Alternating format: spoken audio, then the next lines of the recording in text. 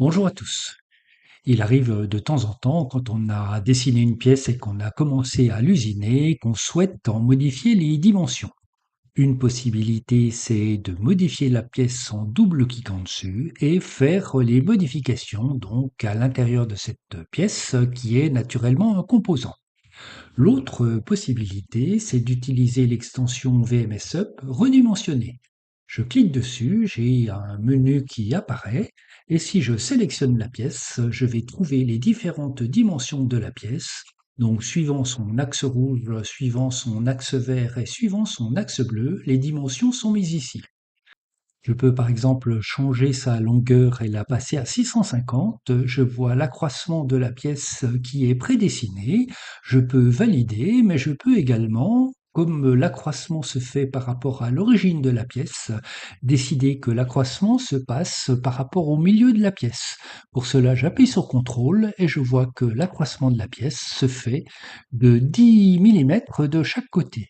Si je rappuie sur CTRL, l'accroissement se fait d'un côté, de l'axe rouge, et si je clique ici le carré rouge, l'accroissement se passe de l'autre côté. Je reclique le carré, il se passe d'un côté, je reclique de nouveau, il se passe d'un autre côté, et si je fais CTRL, je reviens au milieu.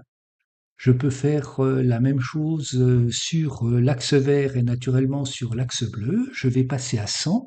Toute ma pièce a augmenté donc suivant son milieu. Si je rappuie sur CTRL et que j'appuie sur le carré vert ici, je vais étendre la pièce vers le haut, ce qui peut m'intéresser, et vers l'autre côté, ce qui m'intéresse également. Une fois que j'ai trouvé l'allongement qui me convient, je fais redimensionner et ma pièce est redimensionnée. C'est donc extrêmement simple à utiliser. Je vais dupliquer cette pièce-ci et la rendre unique. Clic droit souris, rendre unique. Je vais lancer le plugin redimensionner, indiquer cette pièce-là et la passer à 750.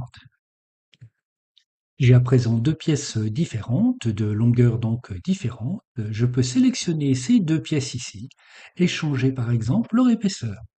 Je change l'épaisseur ici. L'épaisseur est pour l'instant d'un côté. Si j'appuie sur CTRL, elle est de l'autre, de chaque côté. Je peux redimensionner. Donc le plugin redimensionner peut également fonctionner sur des pièces de dimensions différentes en demandant qu'une dimension commune soit augmentée. Avec la version 5.2 des extensions VMSE, redimensionner va pouvoir travailler à la fois sur des composants, donc des pièces de bois ou des groupes. Ici, je vais sélectionner l'étagère, j'ai mon étagère, je vais la reculer de 20 mm, donc passer à 520. Pour l'instant, je vois que c'est au fond, donc je vais changer cette valeur-là et redimensionner mon étagère. Si je sélectionne une pièce ici et que j'appuie sur majuscule et que je clique, je vais les sélectionner tout le groupe et donc je vais pouvoir passer mon caisson par exemple à 600 et à 900 de hauteur. J'ai les dimensions qui apparaissent et de la même façon que pour une pièce, si je clique sur le rectangle bleu ou rouge, je vais pouvoir changer le sens d'accroissement du caisson. Lorsque j'ai trouvé le bon sens, je valide et mon caisson se trouve ainsi redimensionné.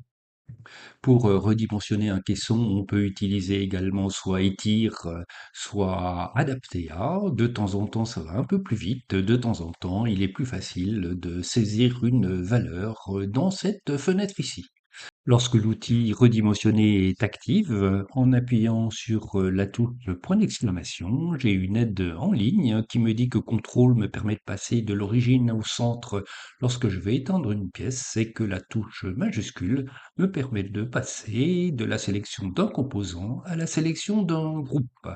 Voici pour cette extension redimensionnée. Bonne utilisation de cette extension et des extensions VMSUP et à très bientôt.